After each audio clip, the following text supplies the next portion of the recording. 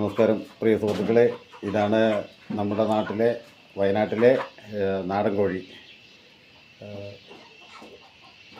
ഇപ്പോൾ ഒരു 2 മാസത്തോളമായ കോഴി കുഞ്ഞുങ്ങളാണ്.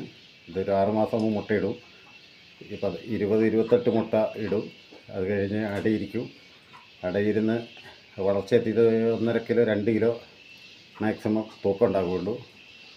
പിന്നെ ഈ നാടൻ കോഴിയുടെ മുട്ടയ്ക്ക് വലിയ ഡിമാൻഡാണ്. ഇത് വംശനാശം നേരിടുന്ന ഒരു കോഴി വർഗ്ഗമാണ്. അപൂർവമായിട്ടേ കാണാനുള്ളൂ.